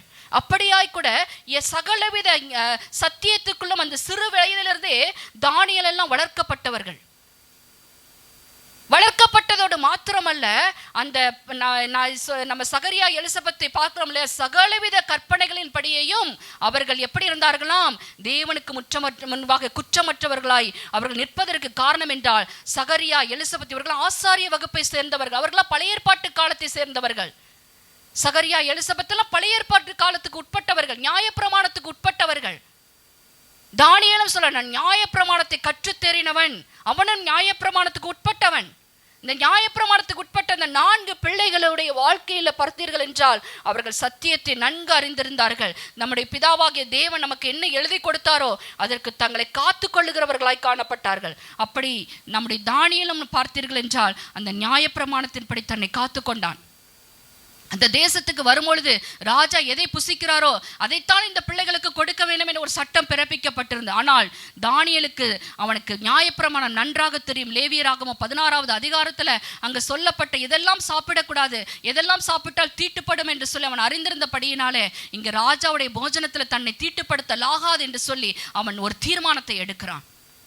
தீர்மானத்தை எடுத்ததோடு மாத்திரமல்ல, அங்கு பிரதானிகளுடைய தலைவனத்தில் அவனுக்கு தயவு கிடைக்கும்படியாய் கூட கர்த்தரும் பிரதானிகளுடைய தலைவனுடைய கண்களில் தயவையும் அவனுக்கு இரக்கத்தையும் உண்டாக்கி கொடுக்கிறார். அதே போல பிரதானிகளின் தலைவனும் அங்கு தானியேலுக்கு 10 நாள் வரைக்கும் அங்கு மரக்கறியை கொடுத்து பருப்பை கொடுத்து சாப்பிட வைக்கிறார்கள். 10 நாள் முடிந்த பிறகு தானியேல் ராஜாவுக்கு முன்பாக கொண்டு வரப்பட வேண்டும். தானியேல் இந்த 4 புருஷர்களும் கொண்டு பட வேண்டும். அங்க நீங்க வாசிச்சீங்கன்னா தானியேலுடைய 1வது அதிகாரத்துல ஒரு காரியத்தை நம்ம பார்க்க முடியும். 17வது வசனத்தை வாசிங்க.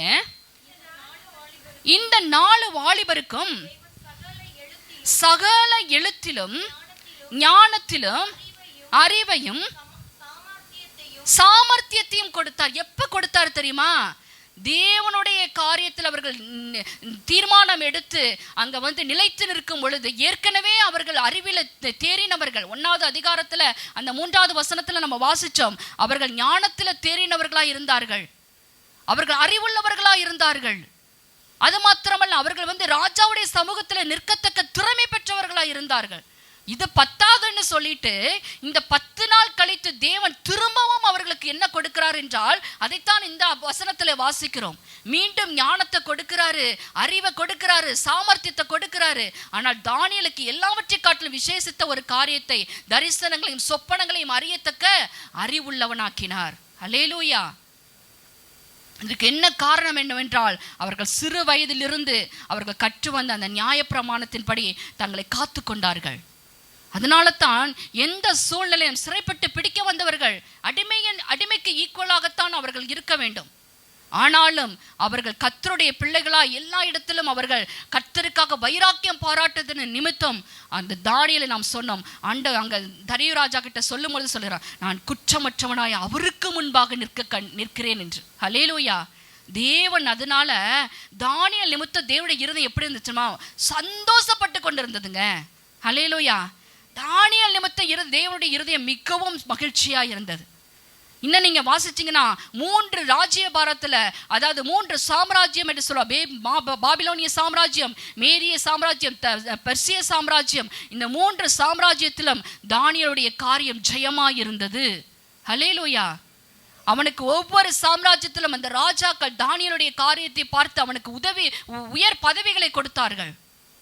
தானியேலை மாகாணத்துக்கு அதிபதியாய் மாற்றும்படியாய் அங்கு தானியேலுடைய காரியம் அங்க ஜெயமாய் இருந்தது. எல்லா சாம்ராஜ்யத்திலும், நேபுகாத்நேச்சாருடைய சாம்ராஜ்யத்தில் மாத்திரம் இல்லை, அதற்கு பிறகு வந்த தரியு ஆகட்டும், அதற்கு பின்பு அந்த கோரேஸ் ஆகட்டும், எல்லாருடைய ராஜ்யபாரத்தின் காலத்திலும் தானியேல் எடுத்த தீர்மானத்தில் அவன் உறுதியாய் இருந்தான். அதனால தான் அவனால எந்த ஒரு குற்றத்தையும் கர்த்தருக்கு முன்பாக துணிகரமாய் செய்ய முடியாதபடிக்கு அவன் அவ்வளவாய் தேவனுக்கு முன்பாக தன்னை காத்து கொள்ளுகிறவனாய் இருந்தான். ஹல்லேலூயா. தானியேல் நிமித்தம் கர்த்தருடைய இருதயம் மகிழ்ந்திருந்தது. அதனால தான் தானியேல் ஜெபித்த ஜெபத்திற்கு கபிரியேல் தூதன் பதிலை கொண்டு வருகிறான். என் பிரியமான புருஷனாகிய தானியேலே என்று அழைக்கிறான். என்ன தானியேல் ஒரு மாதிரி பார்க்குறேன், என்ன பிரியமான புருஷனை தானியேல் சொல்லிட்டு கேப்ரியேல் சொல்றாரு அப்படின்னு பார்க்கும்போது, அங்க நான் நினைக்கிறேன் காபிரியேல் ஒரு விளக்கத்தை கொடுத்திருப்பாரு. தானியேலே, பரலோகத்துல உன் பேர் என்ன தெரியுமா? தேவன் உன்னை எப்படி தெரியுமா கூப்பிடுறாரு? என் பிரியமான புருஷனாகிய தானியேலே. ஹல்லேலூயா. ஹல்லேலூயா. நீ அவ்வளவோ தேவனுடைய இருதயத்துக்கு நீ பிரியமா இருக்கிறப்பா. நாம் எப்படி இருக்கிறோம்?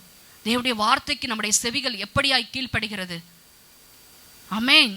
கேட்கிற சத்தியத்தின்படி நாம் ஒவ்வொரு நாளும் வாழ்ந்திருப்போமே ஆனால் இன்றைக்கு தானியேலை காட்டிலும் மிகப்பெரிய ஒரு பரிசுத்தவானுடைய வரிசையில் நாம் வந்திருக்க முடியும். ஹல்லேலூயா. ஏன் இன்னும் நாம் அந்த நிலைமையிலே நாம் தேங்கி கிடக்கிற ஒரு குட்டையை போல கிடக்கிறோம் என்றால் தேவனுடைய வார்த்தைக்கு கீழ்ப்படியாத தன்மைகள் இன்னும் நம்ம இடத்துல உண்டு. இன்னும் கடினமான இருதயங்கள் உண்டு. இன்னும் விட வேண்டிய ஜென்ம சுவாபங்களை விடாதபடிக்கு பிடித்து கொண்டிருக்கிற காரியங்கள் உண்டு. இதெல்லாம் மாற வேண்டும். தானியேலுடைய காரியத்துல அங்கு ராஜாவை தவிர வேறு யாரையும் நோக்கி விண்ணப்பம் பண்ணக்கூடாது என்று சொல்லி ஒரு தந்திரத்தை பண்ணினார்கள். நீங்க 6வது அதிகாரத்தை திருப்பிக் கொள்ளுங்க. தானியேலுடைய புஸ்தகம் 6வது அதிகாரத்துல முதல் 2 வசனத்தை வாசிக்கலாம். ராஜ்யம் முழுவதையும் ஆளும்படிக்கு தன் ராஜ்யத்தின் மேல் அங்க பாத்தீங்கன்னா தரியு ராஜா 120 தேசாதிபதிகளை ஏற்படுத்துற. ராஜ்யம் முழுவதையும் ஆளுகை செய்வது, அவங்களை கவனிக்கிறதுக்கு, அவங்களை கண்ட்ரோல் பண்றதுக்கு 120 பேரை நியமிக்கிறார். அந்த 120 பேரை இது பண்றதுக்கு, கவனிக்கிறதுக்கு 3 பிரதானிகளாய் 3 பேரை ஏற்படுத்துகிறார். அதுல ஒரு ஆள் யாருன்னு பாத்தீங்கன்னா தானியேல். அந்த 3வது வசனத்துல நீங்க வாசிக்க முடியும். 2வது வசனத்தை வாசிங்க. ராஜாவுக்கு நஷ்டம் வராதபடிக்கு அந்த தேசாதிபதிகள் கணக்கு ஒப்புவிக்கிறதற்காக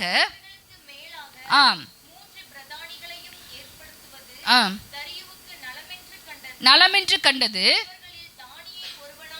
தானியேல் ஒருவனாய் இருந்தான். இப்படி இருக்கையில் தானியேல் பிரதானிகளுக்கும் தேசாதிபதிகளுக்கும் எப்படிப்பட்டவனாய் இருந்தான்?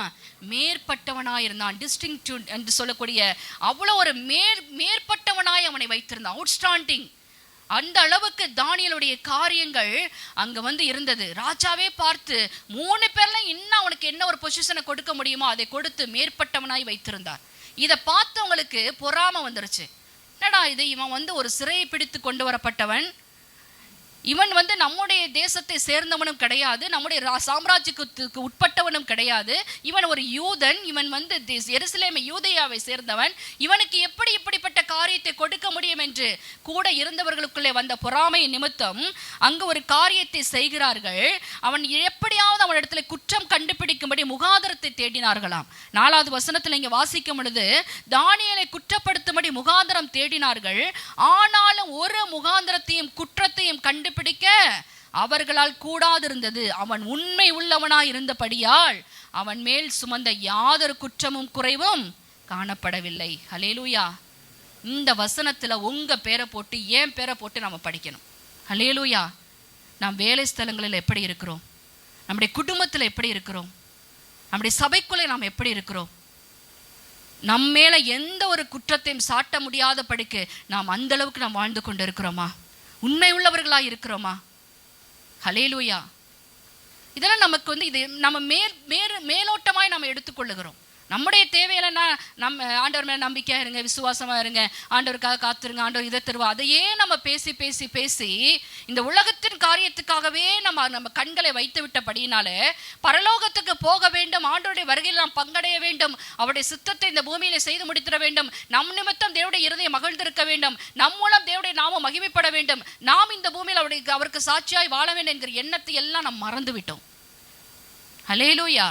இந்த நாளில் தேவன் ஞாபகப்படுத்துகிறார், நாம் உண்மை உள்ளவர்களாக இருக்கிறோம். தானியேல் உண்மை உள்ளவனாய் இருந்ததுனால அவனிடத்துல யாதொரு குற்றமும் கண்டுபிடிக்க முடியவே இல்லாத படிக்கு அவன் அவ்வளோ ஒரு தேவனுக்கு முன்பாக தன்னை கரைதிரையற்ற ஒரு குற்றமற்ற ஒரு இருதயத்தை உடையவனாய் தன்னை காத்து கொண்டான்.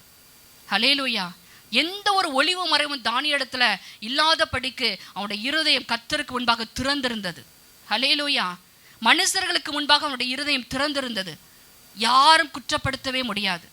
இவர்களாக ஒரு தந்திரத்தை பண்ணி கொண்டு போய் அங்க 3 வேளை ஜெபிக்கிறான் என்று சொல்லி அவனை பொய் சொல்லி உண்மைதான் ஜெபித்தான் தான் அந்த காரியத்தை காரணம் காட்டி அவனை கொண்டு போய் சிங்கக்கபியிலே போட்டு அங்கு அவனை கொலை செய்ய அவர்கள் வகை தேடினார்கள்.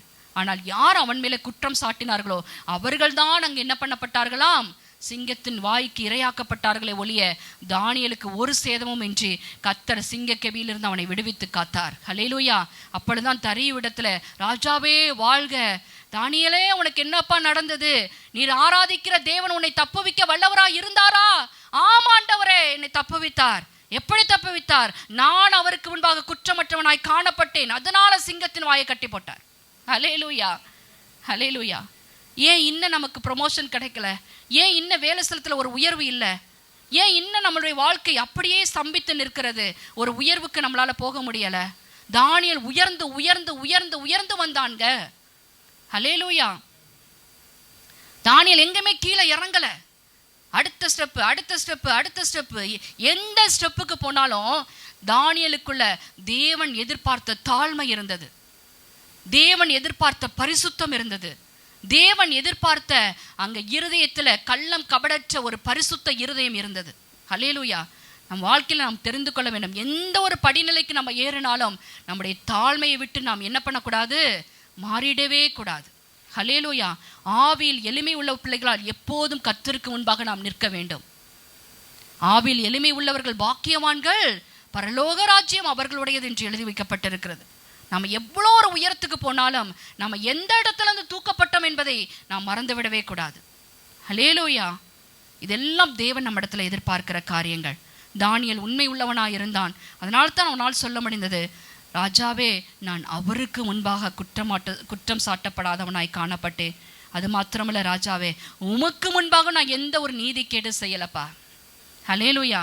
நீ என்னை வச்சு பார்க்குறியே, நான் இத்தனை வருஷமா இந்த பாபிலோன் தேசத்தில் இருந்து கொண்டு இருக்கிறேன், எந்த ஒரு நீதிக்கேடும் நான் யாருக்கும் செய்தது இல்லை. ஹல்லேலூயா. அதனால தான் நான் சொன்னேன், தானியேல் நிமித்தம் யாருக்கும் நஷ்டமே வரலங்க.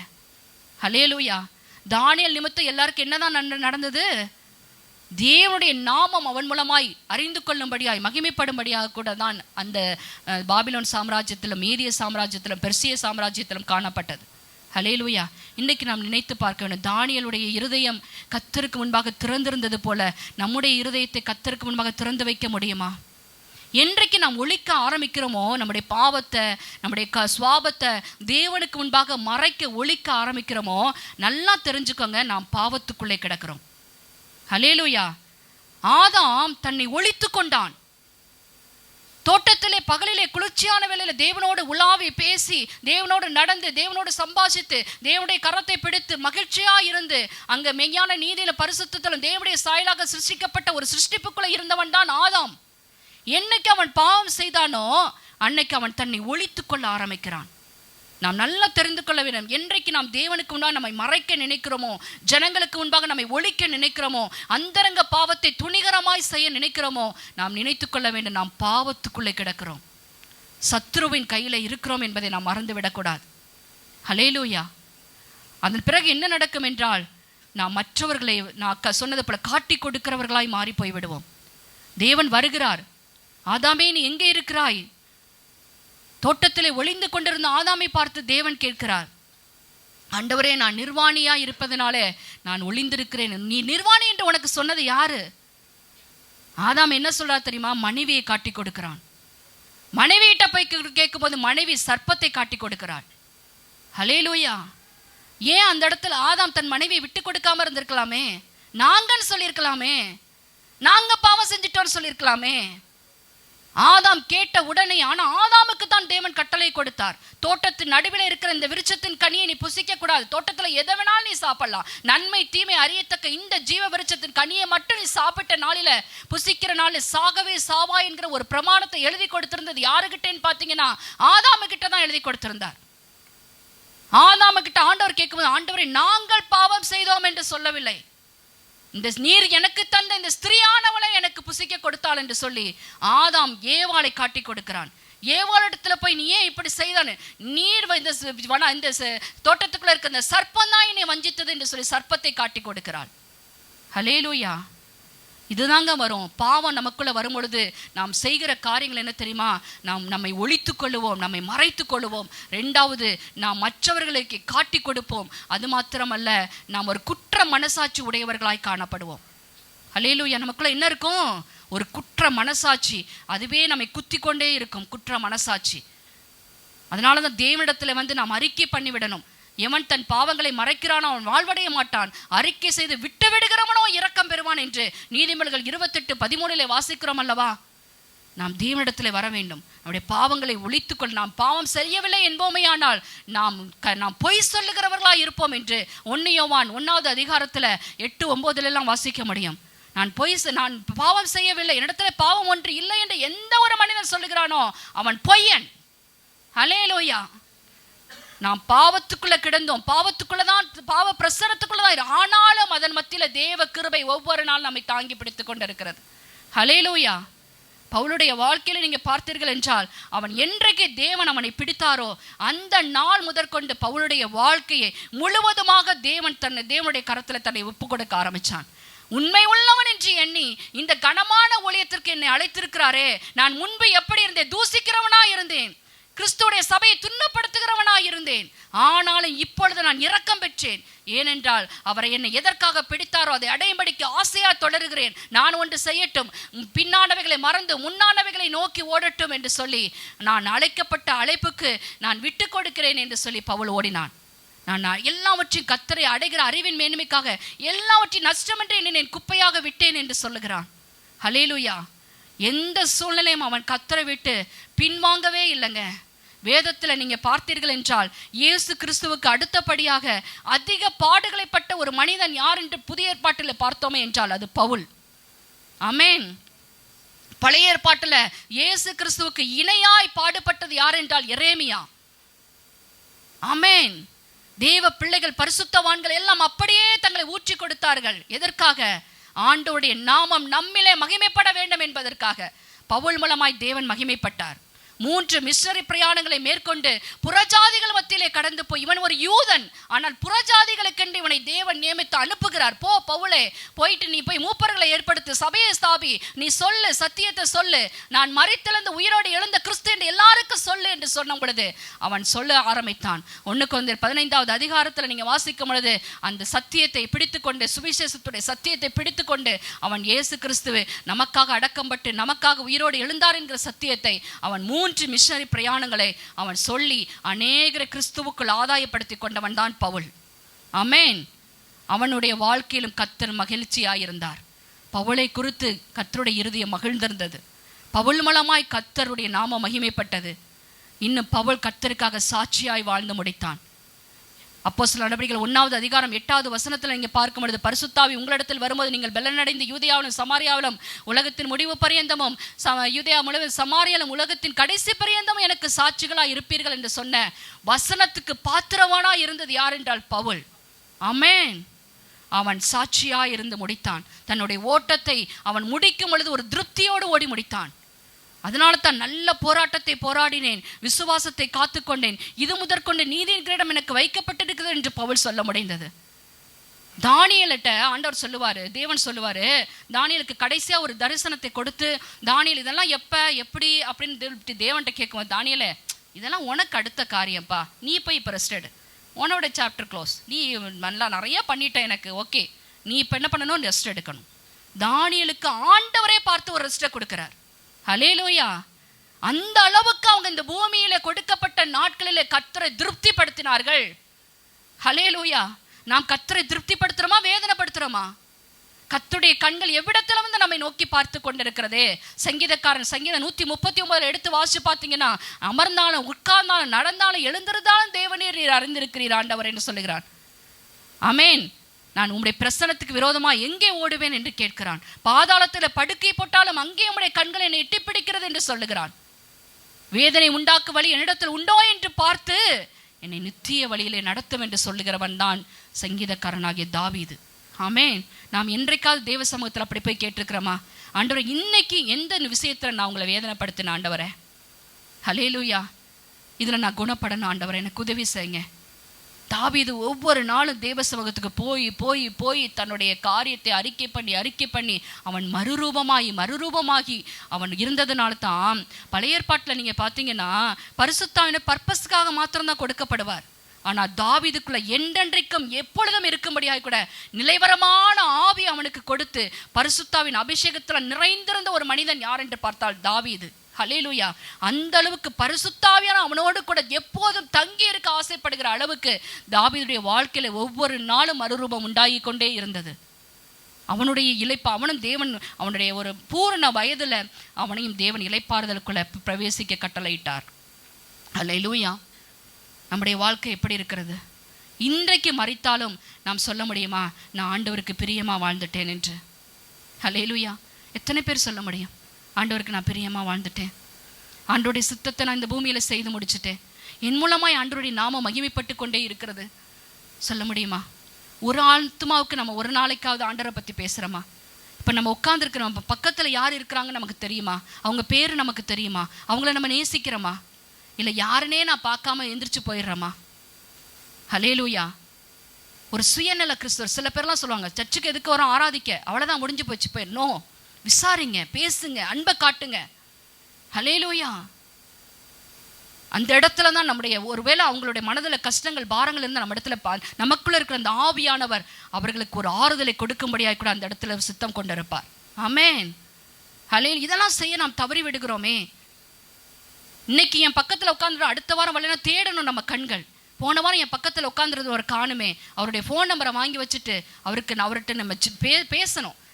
எப்படி பிரதர் இருக்கீங்க, போன வாரம் என் பக்கத்தில் உட்காந்துருந்தீங்க, உங்கள் பேர் கூட எனக்கு தெரியல, புதுசாக வந்தீங்களா, எங்கே இருக்கீங்க, எந்த ஊர்லேருந்து வரீங்க, இப்படிலாம் நம்ம விசாரிக்கிறோமா? அப்படி விசாரித்தோம்னா இந்த சபையை பற்றி இருக்காது. ஹல்லேலூயா. நம்ம இன்னொரு பெரிய கட்டடத்துக்கு போயிருப்போம். ஹல்லேலூயா. நம்ம 99வது வாரத்தில் இந்த நம்ம மீண்டும் சபை திறக்கப்பட்டு 99வது வாரத்தில் வந்து நிற்கிறோம். இது வரைக்கும் நீங்கள் பார்த்தீங்கன்னா ஒவ்வொரு வாரத்திலும் வரைய புதிய ஆத்துமாக்கள் என்னுடைய மைண்ட் கால்குலேஷனில் பார்த்தீங்கன்னா கிட்டத்தட்ட 250 பேருக்கு மேலே வந்து போயிருக்கிறார்கள் இந்த 99 வாரத்தில். நான் கவுண்ட் பண்ணிகிட்டே இருப்பேன், ஒரு நாளைக்கு வாரத்தில் யாரெல்லாம் எந்திரிச்சு நிற்கிறாங்க அப்படின்னு. என்னுடைய மைண்ட் கால்குலேஷன் கரெக்டாக இருக்குன்னா 250 பேருக்கு மேலே வந்து போயிருக்கிறார்கள். அவர்களெல்லாம் திரும்ப வருகிறார்களா? அவர்களை யார் விசாரிக்கிறோம்? யார் அவர்களை மீண்டும் சபைக்கு கூடி? ஏதோ ஒரு சிலர் பேர் மாத்திரம் நம்மெல்லாம் என்ன செய்து கொண்டு அந்த ஒரு ஊழியத்தையாவது நாம் செய்யலாமே. ஒரு ஃபோன் நம்பரை வாங்கி வைத்து அந்த வாரம் ஃபுல்லாக அவங்கள்ட்ட நம்ம ஃப்ரெண்ட்ஸ் ஆகலாமே. ஹல்லேலூயா. இன்றைக்கு நாம் இந்த காரியங்கள் எல்லாம் மனம் திரும்ப வேண்டும். பாஸ்டர் தான் விசாரிக்கணும் இல்லை. பாஸ்டர் எத்தனை பேர்கிட்ட கை கொடுத்து பேசுவாங்க? கடைசி வரைக்கும் டீ குடிக்காமல் நிற்கிறாங்களே, வடை சாப்பிடாமல் நிற்கிறாங்களே. வடையெல்லாம் சிலப்போ தீந்தும் போயிருதே பாஸ்டருக்கு இல்லாமல். பாஸ்டர் வந்து 11 மணிக்கு கேட்பாங்க, பாவமாக வடை இருக்காப்பா, ஜெபக்குமார் பிரதர் எடுத்து வச்சு கொடுத்தாதான் உண்டு. ஹல்லேலூயா. ஆமென். இந்த நாட்களில் நாம் நம்முடைய காரியங்களை நாம் கொஞ்சம் நிதானித்து பார்க்கணும். நாம் எப்படியாய் வாழ்ந்து கொண்டிருக்கிறோம், நம்முடைய ஆவிக்குரிய வாழ்க்கை எப்படியாய் நகர்ந்து கொண்டிருக்கிறது. நான் ஒரே ஒரு காரியத்தை சொல்லிட்டு நான் முடிச்சேன். ஒரு 5 நிமிஷம் நான் எடுத்துக்கிறேன். லூக்கா எழுதின சுவிசேஷ புஸ்தகம் 1வது அதிகாரத்தில் இந்த 6வது வசனத்தை வாசிங்க. 6வது வசனம். அவர்கள் இருவரும் கத்தரிட்ட சகல கற்பனைகளின் படியையும் நியமங்களின் படியையும் குற்றமற்றவர்களாய் நடந்து. இங்க அந்த இருவருங்கிற வார்த்தையை நம்ம அண்டர்லைன் பண்ண. யார் அந்த இருவர்னா? சகரியா, எலிசபெத். நல்ல ஒரு அண்டர்ஸ்டாண்டிங்குள்ள உள்ள நல்ல ஒரு கப்பல். ஆமென். நல்ல ஒரு கணவன் மனைவியாய் அவர்கள் வாழ்ந்தவர்கள் இருவரும். ஒருவர் மாத்திரம் அல்ல. சகரியா வந்து ஆசாரியன். அவன் தேவாலயத்துக்குள்ள போயிட்டு அங்க வந்து காரியத்தை செய்யக்கூடிய வேலையில் அவன் அமர்த்தப்பட்டிருந்தான். சீட்டு அவன் மேல போடப்பட்டிருந்தது அந்த காலத்துல.